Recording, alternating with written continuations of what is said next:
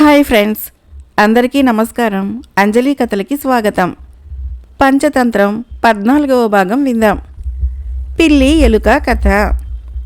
పంచవటి సమీపంలో ఓ మర్రి చెట్టు ఉంది. దాని తొర్రలో ఓ పిల్లి నివసిస్తూ ఉండేది. దాని పేరు రోమసుడు. ఆ చెట్టు కిందనే కలుగులో ఒక ఎలుక ఉండేది. దాని పేరు పళితుడు. ఓ రోజు రాత్రి ఓ బోయవాడు వచ్చి మర్రి చెట్టు చుట్టూ వల పన్ని వెళ్ళాడు.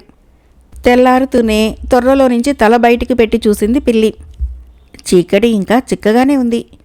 అయినా తొందరపడింది, బయటపడింది. బయటపడటమే ఆలస్యం. వలలో చిక్కుకుంది. కుయ్యో మొర్రో మంది. దాని మూలుగులకి ఎలుక మేల్కొని కలుగులో నుంచి బయటికి వచ్చి చూసింది. వలలో విలవిల్లాడుతున్న పిల్లిని చూసి ఆనందించింది. పీడ విరగడైంది అనుకుంది. హాయిగా నిర్భయంగా తిరగసాగింది. అంతలో ఓ గుడ్లగూబ వచ్చింది అక్కడికి. తిరుగుతోన్న ఎలుకను చూసి నాలుక చప్పరించింది. ఎలుక అది గమనించి ముచ్చెముటలు పట్టి వణికిపోయింది. దేవుడు ఆడుకుంటున్నాడు తనతో. క్షణం క్రితము పిల్లిని వలలో చూపించి సంతోషించమని చెప్పి అంతలోనే చెట్టు మీద గుడ్లగూబని చూపించి భయపెడుతున్నాడు. దయలేదు దేవుడికి అనుకుంది ఎలుక. ప్రాణాపాయం నుంచి తప్పించుకోవాలనిపించింది. ఆలోచించి పిల్లితో స్నేహం చేస్తే గుడ్లగూబ తన జోలికి రాదని, తన ప్రాణానికి హాని ఉండదని తలచింది. పిల్లిని పలకరించింది. పిల్లి బావా, బాగున్నావా? ఏం బాగు, చూశావుగా. అదే బాధగా ఉంది. ఒకే చెట్టు కింద ఇద్దరము అన్నదమ్ములా బతికాం. ఏనాడు నా వల్ల నీకు గాని, నీ వల్ల నాకు గాని ఏ ఇబ్బంది రాలేదు. హాయిగా ఉందనుకుంటే ఇప్పుడు ఈ విపరీతం చూడాల్సి వచ్చింది. నిన్ను చూస్తుంటే గుండె తరుక్కుపోతుంది అన్నది ఎలుక. కన్నీళ్లతో చూసింది పిల్లి. నిన్ను విడిపించాలి. నిన్ను ఈ వలలో నుంచి విడిపిస్తే తప్ప నా మనసు కుదుట పడదనుకున్నాను. ఆ మాట అనుకున్నానో లేదో, చూడక్కడ గుడ్లగూబ ఎలా వచ్చి వాలిందో. నిన్ను చూసి ఆగింది గాని లేకపోతే నన్నెప్పుడూ గుట్టుకుని మింగేసేదే అంది ఎలుక. అతి ప్రయత్నం మీద తల తిప్పి చూసింది పిల్లి. నిజమే, ఇంత గుడ్లేసుకొని గుడ్లగూబ ఎలుక కోసం కాచు కూర్చొని ఉంది. నాతో స్నేహం చేస్తావా చెప్పు, నిన్ను ఈ వలలో నుంచి బయటపడేస్తాను. నేను రక్షిస్తున్నాను కాబట్టి నువ్వు నన్ను రక్షించాలి, నన్ను చంపకూడదు అంది ఎలుక. ఎందుకు చంపుతాను చెప్పు, నేనెంత బుద్ధిహీనురాలినా? నీకో సంగతి తెలుసా, నాకెప్పుడు నీతో స్నేహం చేయాలనే ఉంటుంది. నిన్ను చూస్తే చాలు 1,000,000 మంది బంధువుల్ని చూసినట్టుగా ఉంటుంది అంది పిల్లి. ఆశ్చర్యపోయింది ఎలుక. నన్ను ఈ వలలో నుంచి తప్పించి నువ్వు ఉపకారం చేస్తున్నావు. ఉపకారికి అపకారం చేయొచ్చునా? తప్పుగాదు, మాటిస్తున్నాను. నిన్ను చంపను. పైగా నిన్ను గుడ్లగూబ చంపడానికి వస్తే నేను అడ్డుకుంటాను, సరేనా అంది పిల్లి. అనుమానంగా చూసింది ఎలుక. కాటికి కాళ్ళు జాచి కూర్చున్నాను, ముసలిదాన్ని. మాటంటే మాటే, నా మాట నమ్ము. ధర్మకార్యాలంటే నాకు చాలా ఇష్టం. బతికినంతకాలము మంచి చేయాలన్నదే నా ధ్యేయం. నిన్ను ఆ దేవుడే పంపించాడు. నన్ను కాపాడు, నేను నిన్ను కాపాడుతాను అంది పిల్లి. వల కొరికి నన్ను రక్షించు మిత్రమా, నీకు 1000 దండాలు అంది మళ్ళీ. తప్పదిక, పిల్లిని కాపాడాల్సిందేననుకొని వల కొరికేందుకు సిద్ధమైంది ఎలుక. పిల్లికి మరింత దగ్గరగా జరిగిందన్న మాటే గాని తన జాగ్రత్తలో తానుంది. ఎప్పుడైతే పిల్లి ఎలుక దగ్గరయ్యాయో అప్పటిక తన పప్పులు ఉడకవని అక్కడి నుంచి ఎగిరిపోయింది గుడ్లగూబ. పిల్లి అంటే గుడ్లగూబకు చచ్చేంత భయం మరి. వలలో చిక్కుకున్న పిల్లిని రక్షించేందుకు ఎలుక సిద్ధపడిందో లేదో, యముడిలా బోయవాడు వస్తూ కనిపించాడు. వాణ్ణి చూడగానే పిల్లికి పై ప్రాణాలు పైనే పోయాయి. గోలగోల చేసింది. ఎలుక బావా, అడుగో బోయవాడు వచ్చేస్తున్నాడు. వాణ్ణి చూస్తుంటేనే వణుకు పుడుతోంది. తొందరగా కాపాడు బావా, ఈ వలలో నుంచి నన్ను తప్పించు. ఆ పనిలోనే ఉన్నాను అంది ఎలుక. వలను అదే పనిగా పటపటమని కొరికివేసింది. వల చిరిగిన మరుక్షణము కలుగులోకి దూరిపోయింది. వలలో నుంచి బయటపడ్డ పిల్లి చటుక్కున చెట్టెక్కేసింది. బోయేవాడికిది ఊహకందలేదు. దొరుకుతుందనుకున్న పిల్లి దొరకలేదు. పైగా వల చిరిగిపోయింది. తల పట్టుకున్నాడతను. వెళ్ళిపోయాడు అక్కడి నుంచి. కనుచూపు మేర బోయని చూసి అతను మలుపు తిరిగినప్పుడు ఇక రాడని నిర్ధారించుకొని చెట్టు దిగింది పిల్లి. ఎలుక దాగిన కలుగు దగ్గరికి వచ్చింది. బావా రారా, నేను పిల్లి బావుని పిలుస్తున్నాను. సరదాగా కబుర్లాడుకుందాంరా. కలుగులో నుంచి సమాధానం లేదు. నీ స్నేహాన్ని నిన్ను మరిచిపోలేకుండాన్నాను. రా, నీతో మాట్లాడకపోతే ఏదోలా ఉంది. రా పిలిచింది మళ్ళీ. ఎలుక ఏమీ మాట్లాడలేదు. నువ్వు నేను ఒకటి, నా ఇల్లే నీ ఇల్లు అనుకో. ఇద్దరము మా ఇంట్లోనే ఉందాం. నన్ను కాపాడినందుకు గాను నీకు విందు చేద్దామనుకుంటున్నాను. చెప్పు, నీకేం కావాలో అవన్నీ వండి పెడతాను అంది పిల్లి. దానికి జవాబు లేదు. సరే, ఇవన్నీ కాదు గాని నువ్వొక్కసారి బయటికి రా. కృతజ్ఞతగా నిన్ను గట్టిగా కౌగిలించుకుంటాను అంది పిల్లి. కలుగులో నుంచి ఎలుక రాలేదు. జవాబు వచ్చింది. పిల్లిబావ, కాలం కలిసి రానప్పుడు, గతి లేకపోయినప్పుడు శత్రువుతో స్నేహం చేయాల్సి వస్తుంది. అప్పుడు కూడా మన జాగ్రత్తలో మనం ఉండాలి. లేకపోతే ప్రాణాపాయం తప్పదు. అంటున్నానని కాదు గాని పొద్దున నుంచి వలలో చిక్కి ఆకలితో అల్లాడిపోతున్నావు. నన్ను చూశావనుకో అమాంతం మీద పడతావు. చంపాలని నీకుండదు, కానీ ఆకలికి ఆత్మీయతలు అనురాగాలు ఉండవంటారు. నీ మాటలు నేను నమ్మను. నేను కలుగులో నుంచి బయటికి రాను. నీకు నీ స్నేహానికి 1000 నమస్కారాలు. వెళ్ళిరా అంది ఎలుక. వేటని వెతుక్కుంటూ వెళ్ళిపోయింది పిల్లి. కథ ముగించాడు హిరణ్యగర్భుడు. కథ బాగుంది అన్నారు దీర్ఘముఖుడు సర్వజ్ఞుడు. కథ బాగోగులు పక్కన పెట్టండి. ఈ కథ మీకు ఎందుకు చెప్పానంటే, అవసరార్థము అప్పుడప్పుడు మనం శత్రువుతో కూడా స్నేహం చేయాల్సి వస్తుంది. ఇప్పుడు ఆ అవసరార్థమే మనం నీలవర్ణుని చేరదీశాం. అతనితో స్నేహం నటిస్తున్నాం. సరేగాని అని ఏదో చెప్పబోతున్న సర్వజ్ఞుని మాటకు అడ్డు వచ్చి ఇలా అన్నాడు హిరణ్యగర్భుడు. ఇక నీలవర్ణుని గురించి మాటలనవసరం. యుద్ధము మేఘం కమ్ముకొచ్చినట్లుగా కమ్ముకొచ్చేసింది. శత్రువు కూడా దగ్గరికొచ్చేశాడు. చర్చలు అనవసరం. ముందేం చేయాలో ఆలోచించండి. సర్వజ్ఞుడు మౌనం వహించాడు. సర్వజ్ఞ, మాట్లాడవేమి అడిగాడు హిరణ్యగర్భుడు. దాంతో మేల్కొన్నట్టుగా ఇలా అన్నాడు సర్వజ్ఞుడు. నీలవర్ణుని గురించి నేనిక మాట్లాడను మహారాజా. అతన్ని మీ విజ్ఞతకే వదిలేస్తున్నాను. ఇకపోతే యుద్ధంలో విజయావకాశాల గురించి మాట్లాడుకుందాం. చిత్రవర్ణుడికి అతని మంత్రికి భేదాభిప్రాయాలు ఉన్నాయి. పైగా ఆ రాజుకి మన శక్తియుక్తులు తెలిసినట్టు లేదు. అదలా ఉంచితే చిత్రవర్ణుడు సైన్య సమేతంగా చాలా దూరం ప్రయాణించి వచ్చాడు. బాగా అలసిపోయి ఉన్నాడు. వాళ్లలో వాళ్ళకి పడక భేదాభిప్రాయాలతో అలసిన శత్రువుల్ని, ఎదుటివారి శక్తియుక్తులు తెలుసుకోలేని శత్రువుల్ని ఇట్టే మట్టు పెట్టవచ్చు. ఇదే సరైన సమయం. యుద్ధానికి సిద్ధం కండి. హిరణ్యగర్భుడు యుద్ధానికి సిద్ధమయ్యాడు. యుద్ధం మొదలైంది. ఇరు వర్గాలు హోరాహోరీగా పోరాడాయి. అయితే అలసిన చిత్రవర్ణుని సేన హిరణ్యగర్భుని సేన చేతిలో చిత్తుగా ఓడిపోయింది. కాళ్ళు తెగి కొందరు, పీకలు తెగి కొందరు, గొంతులోనూ గుండెల్లోనూ గాయాలతో కొందరు మరణించారు. యుద్ధ ప్రారంభం నుంచే హిరణ్యగర్భుడిది పైచేయి అయింది. చిత్రవర్ణుని సేనని అతను తుత్తునియలు చేశాడు.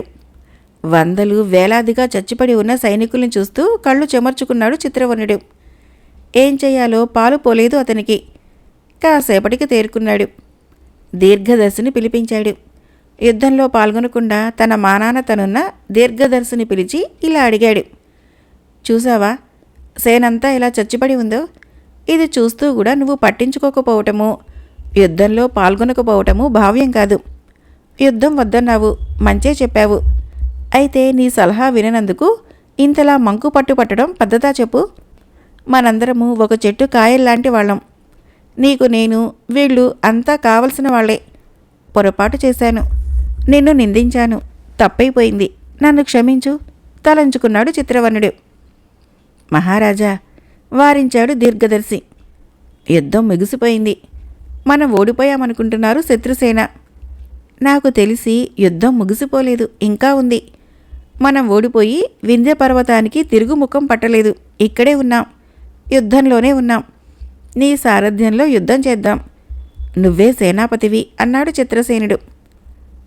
మహారాజా, దీర్ఘదర్శి గొంతు బొంగురుపోయింది. కృతజ్ఞతగా కళ్ళు మూసుకున్నాడు అతను. రాజు తనని నిందించడం, తను యుద్ధాన్ని పట్టించుకోకపోవటము అన్నీ అతనికి గుర్తుకు వచ్చాయి. తప్పు చేశాననిపించింది. తన కోపానికి ఇంతమంది బలైపోయారా? ఎంత దారుణం అనుకున్నాడు. తన కోపమే తన శత్రువు అనుకున్నాడు. కోపాన్ని మానుకున్నాడు. కళ్ళు తెరిచి ఇలా అన్నాడు రాజుతో. అయిందేదో అయింది మహారాజా. మనకి జరిగింది తీవ్ర నష్టమే. అయినా దిగులు పడనవసరం లేదు. ఉన్న సైన్యంతోనే యుద్ధం చేద్దాం. గెలుపు మనదే. ఇలాంటి యుద్ధాలు ఇంతకు మునుపు మనం చాలా చూసాం. ఓడిపోయామనుకున్నాం, గెలిచామా లేదా, అలాగే ఇదీని. ఇక మన ముందు ఎవరూ నిలవలేరు. చూడండి మీరే. దీర్ఘదర్శి నాయకత్వంలో సైన్యం ముందు కూరుకింది. హిరణ్యగర్భుని కోటను ముట్టడించేందుకు వారు ప్రయత్నాలు ప్రారంభించారు. గూఢాచారి ధవళాంగుడు ఈ విషయాన్ని పసిగట్టాడు. వార్తను చల్లగా హిరణ్యగర్భుని చెవులో ఊదాడు. ముందు సర్వజ్ఞుని పిలవండి ఆజ్ఞాపించాడు రాజు. హాజరయ్యాడు సర్వజ్ఞుడు. శత్రువులు మన కోటను ముట్టడించబోతున్నారట చెప్పాడు రాజు. భయపడకండి మహారాజా, ఏం కాదు. ముందు మీరేం చేయాలంటే చెప్పు. ఏం చేయాలి? మన సైన్యంలోని మహావీరుల్ని పిలిచి నిన్నటి యుద్ధంలో వారి జయాల్ని కీర్తించండి. గొప్పవారంటూ వారి భుజాల్ని తట్టండి. మహావీరులకు జీతభత్యాల కంటే రాజుగారి మెప్పే కోట్లతో సమానం. అందుకని పొంగిపోతారు వారు. నేటి యుద్ధంలో ప్రాణాలుడ్డి మరీ పోరాడతారు అని చెప్పాడు సర్వజ్ఞుడు. తప్పకుండా అలాగే చేద్దాం. వీరుల్ని పిలిపించండి అన్నాడు హిరణ్యగర్భుడు. అంతలో అక్కడికి ఎగురొచ్చి వాలాడు నీలవనుడు. మహారాజుకి ముందు నమస్కరించి తర్వాత ఇలా అన్నాడు. శత్రుమూకలు మన కోటను చుట్టుముట్టాయి మహారాజా. మనమేమో కోటలో ఉన్నాం. శత్రువులు కోట ద్వారాల్ని మూసేసి మనల్ని నిరోధిస్తే చేయగలిగిందేమీ లేదు. అందుకని అనుమతించండి. నేను ఆ శత్రుమూకను చీల్చి చెండాడి వస్తాను. హిరణ్యగర్భుడికి ఏం మాట్లాడాలో తోచలేదు. సర్వజ్ఞుని చూశాడతను. అదే అవకాశంగా నీలవర్ణుని నిందించాడు సర్వజ్ఞుడు. చాలు చాలు, నువ్వెంతో నీ బలమెంతో అందరికీ తెలుసు. మాట్లాడకు, ఊర్కో. అసలు నీ వల్లనే ఈ యుద్ధం వచ్చింది. యుద్ధం యుద్ధం అంటూ ఓ తెగ గోల చేశావు. వచ్చింది, ఏమైంది ఇప్పుడు? నీతో పాటు మేము ముప్పును ఎదుర్కొంటున్నాం. నీలాంటి వాళ్ళంతా మాట వరకే, చేతలకి పనికిరారు. ఊహించని పరిస్థితి. నీలవర్ణునికి నోటంట మాట రాలేదు. సర్వజ్ఞుణ్ణి చూడసాగాడు. హిరణ్యగర్భుని కోటను శత్రుసేనలు చుట్టుముట్టాయి. వారిని ఎదుర్కొనేందుకు ఏం చెయ్యాలో మంత్రి సర్వజ్ఞుడు రాజుతో చర్చిస్తున్నాడు. అంతలో నీలవర్ణుడు వచ్చాడక్కడికి. వచ్చి శత్రుసేనను తాను అంతమొందిస్తానని అనుమతిని కోరాడు. నీలవర్ణునిపై కోపగించుకున్నాడు సర్వజ్ఞుడు. అసలు ఈ యుద్ధానికి కారణం అతనేనన్నట్టుగా మాట్లాడాడు. తర్వాత రాజుతో ఇలా అన్నాడు. మహారాజా, ఈ నీలవర్ణుని మాటలు నమ్మకండి, మోసపోతాం. వీడు మిత్రుడులా కనిపించే శత్రువు. వీడు చెప్పినట్లు మన సైనికులు కోట వదిలి బయటికి వెళ్ళి యుద్ధం చేస్తే కష్టపడి మనం కోట కట్టుకున్నది ఎందుకు? నీళ్లలోనే ముసలికి బలం. బయటికి వస్తే అదెందుకు పనికిరాదు. యుద్ధానికి స్థానబలిమి కావాలి, ఆలోచించండి. నీలవర్ణుని చూశాడు హిరణ్యగర్భుడు. మహారాజా, ఈ సర్వజ్ఞుడే మేకవన్నెపులి. మాయమాటలు నావి కావు, ఆయనవే. ఒక పక్కన శత్రుసేన కమ్ముకొస్తుంటే ఈయనేమో కోటలో ఉన్నాం కదా, మనకేం కాదంటున్నాడు. చుట్టుముట్టిన వారు ద్వారాలు బద్దలు కొట్టుకుని రాలేరా? అసలు కోట మీదకు దాడి చేస్తున్నది అందుకే కదా, ఏమంటారు అన్నాడు నీలవర్ణుడు. ఆలోచనలో పడ్డాడు హిరణ్యగర్భుడు. ఇలాంటి మంత్రిని కొలువులో ఉంచుకోకూడదు, వెళ్ళగొట్టండి ఇక్కడి నుంచి. ఇలాంటి వాడు ఉన్నా ఒకటే, పోయినా ఒకటే. ఒకటి నిజం మహారాజా, మీ సైన్యం అంతా ఒక ఎత్తు, నేనొక్కడే ఒక ఎత్తు. నేను తలుచుకున్నానంటే చిటికలో మీకు విజయాన్ని చేకూర్చగలను. నా శక్తియుక్తులు తెలుసు కాబట్టే ఈ సర్వజ్ఞుడికి నేనంటే పడదు. విన్నారు కదా, నన్ను పట్టుకొని ఎంత లేసి మాటలన్నాడో. నన్నంటే మిమ్మల్ని అన్నట్టు కాదా మహారాజా? మీ ఆప్తుడిని నేను. నన్ను తూలనాడితే మిమ్మల్ని తూలనాడినట్టే అన్నాడు నీలవర్ణుడు. కోపము కట్టలు తెంచుకుంటోంది సర్వజ్ఞుడికి. అయితే రాజసముఖంలో ఎలా ఉండాలో అలా ఉంటూ నిగ్రహించుకుంటున్నాడు. కోటలో దాక్కుని కులకటం వీరుల లక్షణం కాదు. వీరుడన్నవాడు యుద్ధం చేయాలి. చేత కాదంటే శరణు వేడాలి. అంతేగాని ఈ సర్వజ్ఞుడిలా యుద్ధం వచ్చినప్పుడు దాక్కొని తర్వాత తీరిగ్గా తిరుగుదామంటే నగర ప్రజలు నవ్విపోరు. కోట బయటికి వెళితే మన సైన్యం ఎందుకు పనికిరాదంటమో మీకెంత అవమానకరము. వద్దు మహారాజా, పదే పదే చెబుతున్నానని మీరేమీ అనుకోకపోతే ఈ నీచుడి సలహాలు వినవద్దు. ఇప్పటికే సగం చచ్చిన చిత్రవర్ణుని సైన్యాన్ని మట్టుపెట్టడం పెద్ద కష్టమేమీ కాదు. అనుమతించండి, నేను చూసుకుంటాను అన్నాడు నీలవర్ణుడు.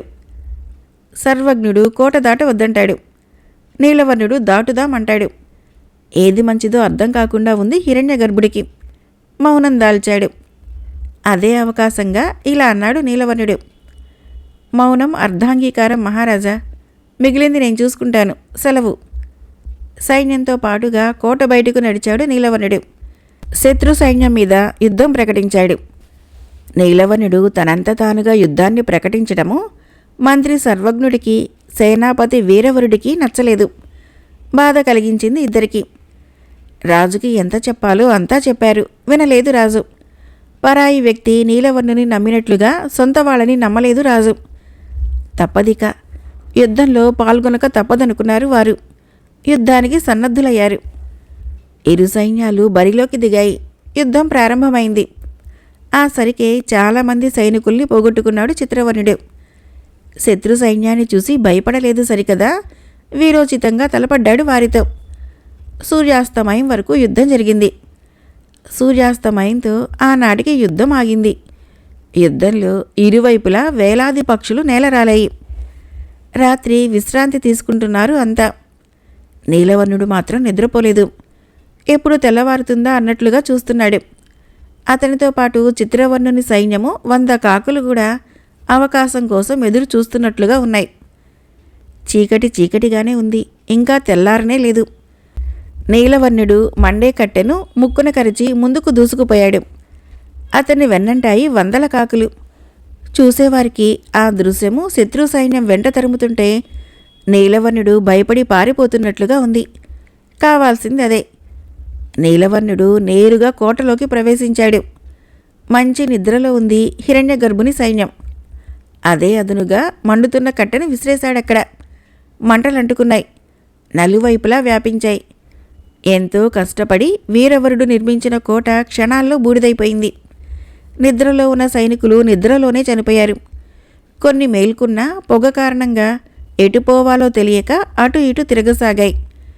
ఇంతలో నీలవర్ణుని వెంట వచ్చిన 100 కాకులు ముక్తకంఠంతో ఇలా అరిచాయి. మాదే గెలుపు, కోట మా వశమైంది. కోట లోపల ఎటుపోవాలో తెలియని సైనికులు కాకుల గోల వినిపించడంతో తప్పించుకునే లాభం లేదనుకున్నారు. పారిపోయే ప్రయత్నాలు మరి తలపెట్టలేదు. కావాలనే మంటల్లో పడి మసైపోయారు.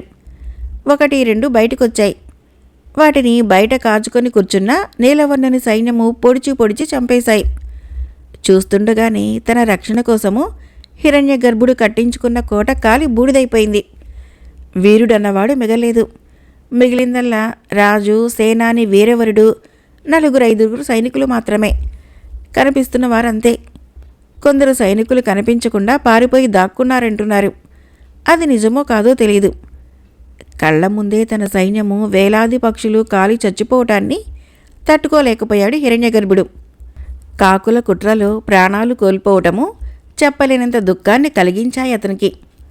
బాధగా వీరవరుణ్ణి చూశాడు. నువ్వు సర్వజ్ఞుడు చెబుతూనే ఉన్నారు, వినలేదు. వినని కారణంగా చూడంత ఘోరం జరిగిపోయిందో. నీలవర్ణుని నమ్మి నాశనాన్ని కొని తెచ్చుకున్నాను, రాజ్యాన్ని చేజార్చుకున్నాను అన్నాడు హిరణ్యగర్భుడు. దైవ సంకల్పం ఎలా ఉంటే అలా జరుగుతుందంటారు. ఇది మీ తప్పు ఎంత మాత్రమూ కాదు, ఊరుకోండి ఓదార్చాడు వీరవరుడు. ఎక్కడున్నాడో, ఏమైపోయాడో, అసలు బతికి ఉన్నాడో లేదో సర్వజ్ఞుడు చెవిన ఇల్లు కట్టుకుని మరీ చెప్పాడు నీలవర్ణుని గురించి. వినలేదు నేను. మూర్ఖుణ్ణి, చాలా మూర్ఖంగా ప్రవర్తించాను. నువ్వెంతన్నట్లుగా చూశాను. ఏమైంది ఇప్పుడు? అయిన వాళ్ళ మాటను చెవిన పెట్టకపోతే ఇంతే. క్షమించమని అడగటానికి కూడా నాకు అర్హత లేదు అన్నాడు హిరణ్యగర్భుడు. ఎంత మాట మహారాజా, తప్పు, మీరిలా మాట్లాడకూడదు అన్నాడు వీరవరుడు. కోటలోనే శత్రువులు గుర్తించని ప్రదేశంలో ఉండి ఇద్దరూ మాట్లాడుకుంటున్నారు. అయినా భయంగానే ఉంది హిరణ్యగర్భుడికి. ఏ క్షణాన ఏమైతుందోనని. దాంతో ఇలా అన్నాడు. వీరవర, ఓడిపోయిన రాజుకి శిక్ష తప్పదు. నాతో పాటు నీకెందుకు శిక్ష? నా మాట విను, పారిపోయి ఇక్కడి నుంచి. సన్నగా నవ్వుతూ చూశాడు వీరవరుడు. విరిగిపోతున్న కొమ్మును పట్టుకొని వేలాడటం అవివేకం. వెళ్ళిపోయి ఇక్కడి నుంచి. వెళ్ళను మహారాజా. అలా వెళ్ళటము సేనాని లక్షణం కాదు. ఈ ప్రాణం మీది.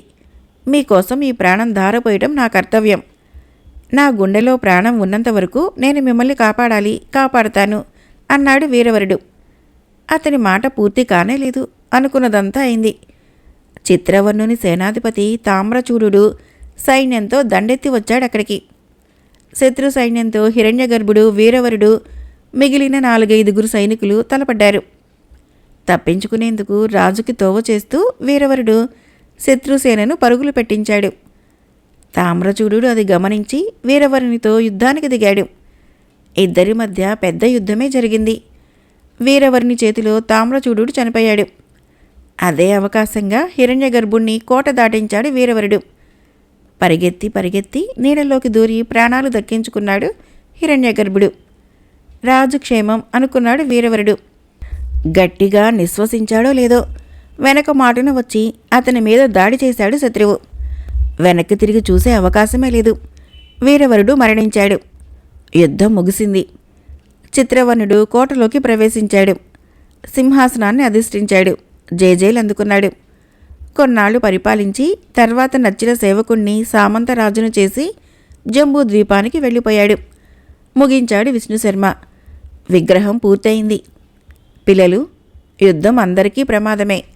నష్టం 2 వైపులా ఉంటుంది. అయిన దానికి కాని దానికి పదే పదే యుద్ధం అంటే అంతకు మించిన అవివేకం మరొకటి లేదు. పోరు నష్టము, పొందు లాభము, ఇది పెద్దల మాట. దీన్ని ఎప్పుడూ గుర్తుంచుకోవాలి మనము అన్నాడు విష్ణుశర్మ. ఓ అన్నారు రాకుమారులు. చిత్రవర్ణుడు జంబూద్వీపానికి చేరుకున్నాడు. చిత్రవర్ణుడు జంబూద్వీపానికి చేరుకున్నాడని తెలిసిన తర్వాతే హిరణ్యగర్భుడు బయటపడ్డాడు. అంతవరకు అజ్ఞాతంలోనే గడిపాడు. మహారాజు యుద్ధంలో మరణించలేదు, బతికే ఉన్నాడని తెలుసుకొని సర్వజ్ఞుడు కలిశాడతన్ని. సర్వజ్ఞుని చూస్తూనే హిరణ్యగర్భుడు ఆనందించాడు. మహారాజు, మంత్రి కలుసుకున్నారని తెలుసుకున్న హిరణ్యగర్భుని సైనికులు యుద్ధంలో పారిపోయి ప్రాణాలు దక్కించుకున్న వారు వచ్చి రాజుని, మంత్రిని కలుసుకొని కష్టసుఖాలు కలబోసుకున్నారు. అంతా ఒకచోట కలిసి జీవించటం ప్రారంభించారు. ఒకనాడు మంత్రి సర్వజ్ఞుడితో ఇలా అన్నాడు హిరణ్యగర్భుడు. యుద్ధంలో అనేక మంది చనిపోయారు. ఒక రకంగా అందరినీ చంపుకున్నాను, ఓడిపోయాను. ఓడిపోయినందుకు బాధ లేదు, కానీ కోటకి నిప్పు పెట్టిందెవరో తెలుసుకోవాలని ఉంది. నిప్పు పెట్టి యోధులందరినీ చంపి చిత్రవర్ణుని చేతికి గెలుపు బావుటాన్ని అందించిన పాపాత్ముణ్ణి చూడాలని ఉంది. కసిగా, కోపంగా ఉంది హిరణ్యగర్భుడికి. ఆ దుర్మార్గుడు ఎవడై ఉంటాడంటావు అడిగాడు. ఎవరంటే మీ మిత్రుడు నీలవర్ణుడనే నా అనుమానం. యుద్ధంలో చనిపోయాడా? లేదు. ప్రాణాలు దక్కించుకునేందుకు పారిపోయాడా? పారిపోతే ఇప్పుడొచ్చి కలుసుకోవాలి కదా, రాలేదు. రాలేదంటే వాడేనని నా నమ్మకం. వాణ్ణి మీరు పూర్తిగా నమ్మి ప్రజల్ని పణం పెట్టారు అన్నాడు సర్వజ్ఞుడు. నిజమే, కానీ ఇదంతా మన దురదృష్టం సర్వజ్ఞ. కాలం మనకి కలిసి రాలేదు. పైగా దేవుడి దయ కూడా లేదు. ఏం చేస్తాము? అనుభవించక తప్పదు అన్నాడు హిరణ్యగర్భుడు. లేదు మహారాజా, దేవుడి దయ లేకపోవడం కాదు, కాలం కలిసి రాకపోవడం అంతకన్నా కాదు. ఇది చేజేతులా తెచ్చుకున్న దురవస్థ. నాలాంటి వాళ్ళు ఎంతమంది ఎన్ని విధాలా చెప్పిన మీద మీరప్పుడు వినలేదు. రాబోయే అపాయాన్ని ముందే గ్రహించాలి. అలా గ్రహించి జాగ్రత్త పడిన వాళ్లే సుఖపడతారు. ఎలా జరిగితే అలా జరుగుతుంది. దేవుడు ఏది రాసిపెట్టి ఉంటే అదైతుందనుకునేవారు అదృష్టాన్నే నమ్ముకోవాలి. అదృష్టాన్ని నమ్ముకున్నవాడు మంచి జరిగితే దేవుణ్ణి పొగుడుతాడు, చెడు జరిగితే నిందిస్తాడు. దేవుణ్ణి నిందిస్తాడే గాని తనను తాను నిందించుకోడు. అదే చిత్రం అని నవ్వాడు సర్వజ్ఞుడు. అంతలో జంబూద్వీపానికి గూఢాచారిగా వెళ్ళిన ధవళాంగుడు తిరిగి వచ్చాడక్కడికి. హిరణ్యగర్భుని దీనావస్థను చూసి బాధపడ్డాడు. కోటను రక్షించుకోమని గొంతు చించుకున్నాను, రక్షించుకోలేకపోయారు. అసలు మన కోటను తగలబెట్టింది ఎవరో తెలుసా అన్నాడు ధవళాంగుడు. ఎవరు అడిగాడు హిరణ్యగర్భుడు. ఇంకెవరు, మీ స్నేహితుడు నీలవర్ణుడే. అనుకుంటూనే ఉన్నాం. వాడే కొంపకి కొరువు పెట్టాడైతే బాధపడ్డాడు హిరణ్యగర్భుడు. నీలవర్ణుడి అసలు పేరు మేఘవర్ణుడు. చిత్రవర్ణుడు పంపితే గూఢచారిగా మీ దగ్గరికి చేరాడతను. ఎప్పుడైతే మన రాజ్యం వాళ్ళదైందో అప్పుడు చిత్రవర్ణునితో పాటు జంబూద్వీపానికి చేరుకున్నాడు. ఇక్కడి కర్పూర ద్వీపంలో నీలవర్ణుని సత్కరించలేదు, కానీ అక్కడ జంబూద్వీపంలో నీలవర్ణుని చిత్రవర్ణుడు అద్భుతంగా సత్కరించాడు. ఎన్నెన్నో బహుమానాలిచ్చాడు. అందరి ముందు కౌగలించుకున్నాడు అతన్ని. కౌగలించుకొని, కేవలము ఈ మేఘవర్ణుని కారణంగానే మనం కర్పూర ద్వీపాన్ని జయించాము. అందుకు ఈ మేఘవర్ణునికి కర్పూర ద్వీపాన్ని కానుకగా ఇస్తున్నాను. ఇక ఇతనే కర్పూర ద్వీపానికి రాజు అన్నాడు. మంత్రి దూరదర్శి చిత్రవర్ణుని వారించాడు. అక్కడ సామంతుడున్నాడుగా, మీ సేవకుణ్ణే మీరు రాజుని చేశారు. చేసి కొద్ది రోజులు కూడా కాలేదు, అప్పుడే మార్పా? వద్దు మహారాజా అన్నాడు. దూరదర్శి బాగానే ఆలోచించాడు. అప్పుడు చిత్రవర్ణుడేమన్నాడు? ఉత్కంఠతగా అడిగాడు సర్వజ్ఞుడు. చిత్రవర్ణుడు ఏమీ అనలేదు. దూరదర్శి ఇలా అన్నాడు, చేసిన మేలుకు మేఘవర్ణునికి ఇంకేదైనా మంచి బహుమతి ఇవ్వండి. అంతేగాని కాలుకు వేసుకున్న చెప్పుల్ని నెత్తిన పెట్టుకుంటే నలుగురు నవ్వుతారు. అంత పని చేయకండి అన్నాడు. అంతటితో ఊరుకున్నాడా? ఇంకా ఇలా అన్నాడు, ఎవరిని ఎక్కడుంచాలో అక్కడుంచాలన్నాడు. అల్పులు మేలు చేస్తే మేలు చేసిన వారికే అల్పులు కీడు తలపెడతారన్నాడు. పాము వ్యాపారి కథ చెప్పాడు. ఏంటా కదా, చెప్పు చెప్పు అడిగాడు హిరణ్యగర్భుడు. అక్కడ చిత్రవర్ణునికి దూరదర్శి చెప్పిన కథను ఇక్కడ ధవళాంగుడు ఈ విధంగా చెప్పసాగాడు. రేపు పాము వ్యాపారి కథ చెప్పుకుందాం. ఫ్రెండ్స్, నా కథలు నచ్చినట్లయితే మన ఛానల్ని తప్పకుండా సబ్స్క్రైబ్ చేయండి, లైక్ చేయండి, మీ ఫ్రెండ్స్కి షేర్ చేయండి, కామెంట్ చేయండి. Thank you.